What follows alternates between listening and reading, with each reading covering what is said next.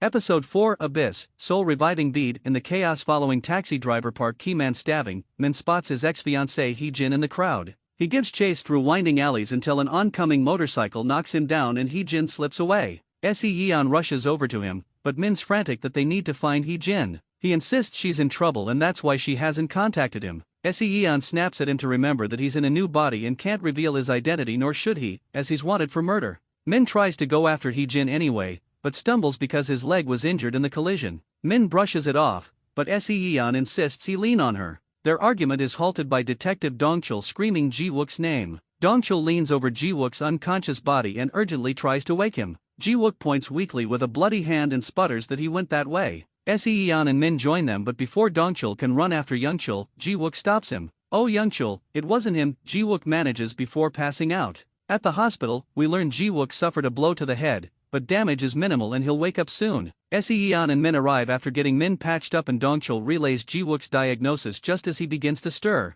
Ji-wook asks if they caught the culprit, but Dong-chul admits their search came up empty. Dong-chul questions Ji-wook's final comment before passing out and Ji-wook explains that it wasn't Young-chul, but Young-chul's father that stabbed Ki-man. Se-yeon fires of a series of questions and Dong-chul tries to shush her, but Ji-wook sighs that Mi-do, the co-worker Se-yeon now resembles, is no longer with the prosecution office and therefore shouldn't be privy to such information. Unfazed, Se-yeon whips out a slip of paper that Park Ki-man had given to Min which reads, "I'll tell you everything, please help me," and says she now represents Ki-man. Afterwards, Se-yeon and Min anxiously wait for Ki-man to get out of surgery. She asks if Ki-man had mentioned anything about Young-chul's current appearance before his attack, but Min solemnly shakes his head. Se-yeon prays that Ki-man recovers so he can lead them to Young-chul. Min assures her Ki-man will be fine, and then tells her to call him with any updates. Se-yeon's head snaps up and she demands where he's going. Min wants to search around the crime scene for traces of Hee-jin, but Se-yeon can't understand why he won't move on after Hee-jin abandoned him. Min agrees that if Hee-jin was living happily, he would have, but if she was the woman he saw tonight, something is very wrong. He walks away, ignoring Se-yeon's cries for him to stop. Min races around the area, searching for Hee-jin despite his injured leg. By morning, he still hasn't found her and sits gloomily outside the convenience store. He's startled when Se-yeon appears and Min asks about Ki-man. Se-yeon sighs that although surgery was successful, Ki-man may never wake up. She opens a bottle of water and places it in his hands, saying they need to recharge so they can search for his fiancée. Min's shock is apparent, so Se-yeon explains that he'd said he needs to see Hee-jin happy in order to move on. Se-yeon says she'll help him do that and saunters off as a small smile creeps across Min's face. He follows as Se-yeon retraces Hee-jin's alleged path, pointing out he's already searched the area and she's gone. Se-yeon agrees, but says that Hee-jin was on the run and likely dropped something. They must not find anything, though, as their next stop is the police station where Se-yeon whines loudly at Dong-chul to help her find Hee-jin. He resists until Min suggests they find a less grumpy cop to help.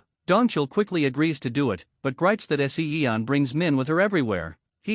Turns out they didn't need him, though, as Hee-jin sachets into the police station just then. Se-yeon notes that her style seems different and all the detectives leap up to help, including Dong-chul. Hee-jin declares she has information on Se-yeon's murder and wants to give a statement regarding Min. In an interrogation room, Dong-chul opens by questioning why Hee-jin's name, Oh Soo-jin, doesn't match her wedding invitation. Hee-jin haughtily replies that she was going to change her name after getting married, redirecting focus to the fact that she's Min's ex-fiancée. She tells Dong-chul to confirm it with Min's family, but he fires back that they've never mentioned her. Hee-jin explains that mom never approved, so the engagement was kept very low-key, making it easy for them to now pretend it never happened. Dong-chul doesn't seem convinced, but lets her answer slide. Instead, he asks about her supposed info on Min and Hee-jin says the real reason she broke off the engagement seems to be connected to Se-yeon's murder. Se-yeon storms towards the interrogation room but Min pulls her back, pleading to go in with her and explain things to Hee-jin. The fact that you were reborn as a handsome stud and that Go Se-yeon is still alive, Se-yeon asks.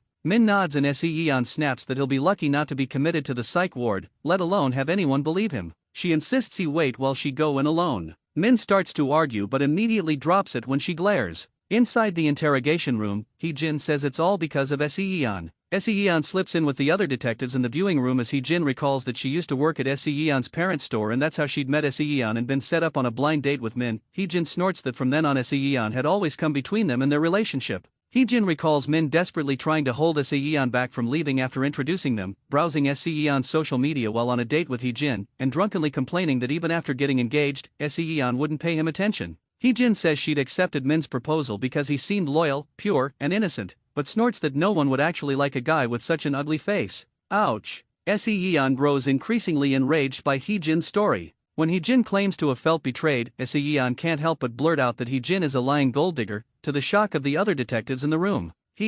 Next, Hee-jin claims that Min came to see her a few days after Se-yeon's death, but Se-yeon knows that isn't possible as Min was already in a new body by the time she was killed. Hee-jin lies that she'd gone on a trip following the broken engagement, and when she returned, Min somehow found her at her new address. He'd looked disheveled and forced his way inside, where he told Hee-jin that he's always gotten what he wanted. Hee-jin claims to have kicked him out, thinking he was trying to get back together, but he hasn't contacted her since. From her purse, Hee-jin procures Se-yeon's bracelet, the one Se-yeon's father had given her on her graduation day and laid on her body right before Min had revived her. However, the sight of the bracelet causes Se-yeon to wonder if the man she's running around with isn't Min at all, but her murderer. Se-yeon bursts out of the room and Min leaps up, asking what happened and if Hee-jin cleared his name. Se-yeon ignores him, and it isn't until he finally stops her outside the station that she rounds on him, demanding to know if he's really Min. He understandably doesn't know what she's talking about in Se-yeon's size that he can ask Hee-jin directly before walking off. Hee-jin exits the station, informing someone over the phone that she told the police everything and gave them the bracelet. She cuts her call short when Min approaches her. He's unsure how to ask his questions, and soon there's a beep of a horn from the parking lot. Hee-jin excuses herself and gets into the car where Youngchul is waiting for her. Meanwhile, Dongchul exhumes Se-yeon's body. Prior, he'd questioned the cemetery guard, who mysteriously remembered seeing Min there one night digging up Se-yeon's grave. The CCTV footage doesn't show the man's face, but the guard was adamant that he's positive. Presently, they unearth Se-yeon's coffin, but it's empty. Min is startled awake by Se-yeon holding a knife and asking him to demonstrate stabbing someone. Min demands to know why she disappeared after hearing Hee-jin's statement, which she refuses to tell him. Ignoring him, Se-yeon locks herself in her room and recalls how sweet Min's been, wondering what she's supposed to believe. The next day, Min frantically demands why Se-yeon is blocking him out while Dongchul tries to hurt him out of the station. Se-yeon coldly says it's nothing personal, she just doesn't want him on the case anymore. Min pulls her aside for an explanation, and Se-yeon cries that she can't be sure he's really Min or if he is Min's things because something else happened after her death. The forensics report comes in confirming Min's fingerprints are on Se-yeon's coffin, and she drags Min away. Se-yeon finds a coffee shop and uses the ID scanner to check his fingerprints. They match, and Se-yeon cries out in relief that he's truly Min, explaining how scared she'd been he was really her murderer, lying about his identity. Min is miffed she doubted him, saying he didn't need absolute proof to know she was Se-yeon. She's just relieved he's really Min, but suddenly a memory is triggered as she recalls Youngchul's fingerprints were found at his last crime scene despite him never leaving evidence in the past. Se-yeon realizes that Youngchul must have not known that although their faces change, their fingerprints remain the same. A sudden news bulletin informs them that Min has been officially declared as Se-yeon's murder suspect. Hee-jin calls in and sobs over the phone that she still loves Min, and as we see Youngchul threatening her with a sledgehammer, she pleads with Min to come forward and pay for his crimes. Se-yeon immediately tries to tell him how Hee-jin had lied at the station, but he puts a hand over her mouth as Hee-jin begs him to do it for their baby. Wait, what? Min returns to the station, determined to clear his name. Se-yeon shouts at him that no one will believe him, so he suggests they demonstrate Abyss to the police by Min killing himself and Se-yeon reviving him. She refuses, and a silly dance ensues as Min tries to make her take Abyss. Dongchul witnesses it and asks what they're doing, yanking Min's hand out and frowning to find it empty. Glowing words float above Abyss, only the ones who were revived by Abyss can see it. Min's mom screeches at her assistant to take down the articles painting Min as a murderer and demands that Min be found immediately. Meanwhile, Se-yeon tells Min that she doesn't think she was Youngchul's first victim and starts to mention the Eum Sandong killer, but Min blurts that he needs to talk to confess everything to Hee-jin. Se-yeon snaps he's being used as a scapegoat and that Hee-jin is the one that told the police he's guilty. She demands whether the baby is even his, and Min sheepishly admits he's unsure since he'd once passed out after drinking and they'd woken up in bed together. Se-yeon declares it impossible and doesn't understand Min's blind belief in Hee-jin. Min finally grows angry and spits that he's always believed Se-yeon, but she doubted him. Hee-jin was the first and only woman who loved me, Min says, why should I believe you over her? He storms off even as Se-yeon screams after him. Hee-jin meets Youngchul at a coffee shop. Her bratty behavior reminds Youngchul of her mother, and Hee-jin demands to know where she is, threatening him not to harm her. She orders him to tell Youngchul not to look for her again as she'd done what she was asked, and warns that if he does, she'll reveal everything. Back at the police station, the tip line is flooded with calls of bogus Min sightings. Dongchul notices Se-yeon staring glumly into space and tries to cheer her up. His antics elicit a smile, but it's short-lived as a detective announces Min has resurfaced. Sure enough, Min's turned his old phone on and picks up a call from Hee-jin, who promises she's almost there. Se-yeon runs out of the station dialing Min just as a delivery man arrives. She commandeers the bike and speeds off while Min confirms with Hee-jin where he is, promising to wait. Hee-jin hangs up and dials someone else, agreeing to stall Min until they get there. At the same time, Youngchul receives a call at the cafe and tells the caller that they should dispose of something since it served its purpose and says he'll be there soon. Se-yeon finds Min first and orders him to get on the bike. Min doesn't understand why she's there and Se-yeon explains that Hee-jin called the police and they're on their way. Min thinks that he can explain what happened but Se-yeon is adamant that he'll be charged for murder. Min sees Hee-jin pull up behind Se-yeon and starts to approach her anyway, but he never reaches her because a truck suddenly runs over her. Min and Se-yeon rush over to Hee-jin's motionless body as the truck speeds away, Youngchul at the wheel muttering that useless people are no better than bugs. Min and Se-yeon hover over Hee-jin and Abyss starts to glow. Min remembers how Abyss had activated at the hospital but immediately went out when Ji-wook walked up. He scoops up Hee-jin and Se-yeon helps him load her into the car, thinking they're going to the hospital, but Min blocks her for getting in as well. He tells Se-yeon to wait since Abyss can't work if she's with him. As he speeds away, words glow across Abyss. Abyss activates only when the owner and the corpse are alone. Min pulls over and begs Abyss to save Hee-jin. As he holds her, her heart resumes beating and Min speeds off again. Dongchul and his team arrive to find Se-yeon frantically calling Min to no avail. Meanwhile, Min carries Hee-jin into a hospital and runs off to find a doctor while she freaks out that she was hit by a truck.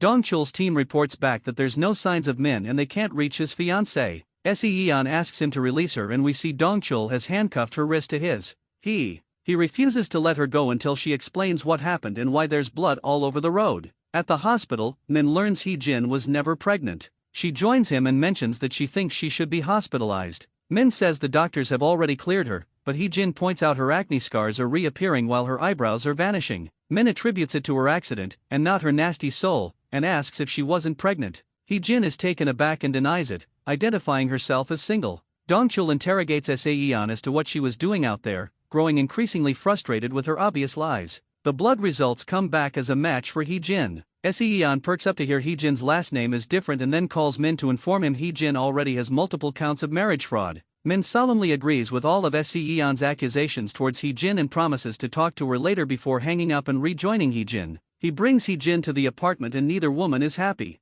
Se-yeon pulls him into her room to talk. Min says Hee-jin's death wasn't an accident but murder and there must have been a reason she lied about his guilt only to be eliminated. Se-yeon doesn't see a way to figure any of it out without catching Youngchul, but Min says Park Ki-man could tell them. She reminds Min he's in a coma and Min says they just need to use Abyss by killing Ki-man and reviving him. Se-yeon balks but Min says there's no other way to prove his innocence and catch Se-yeon's killer. Min walks out, telling Hee-jin to wait for him to return because he has a lot of questions. Se-yeon chases after him, pausing to warn Hee-jin to stay put until they return. Hee-jin starts to argue, but Se-yeon snaps she would have killed her already in the old days and Hee-jin immediately cowers. Se-yeon continues after Min but he leaves in a taxi before she can reach him. Ji-wook checks himself out of the hospital and then goes to see Park Ki-man. He gives his coffee to the attending nurse, which turns out to be drugged because she soon passes out and Ji-wook walks back out as Youngchul walks towards Ki-man's room. Oh my what? Min arrives at the hospital and takes off running when he sees the unconscious nurse.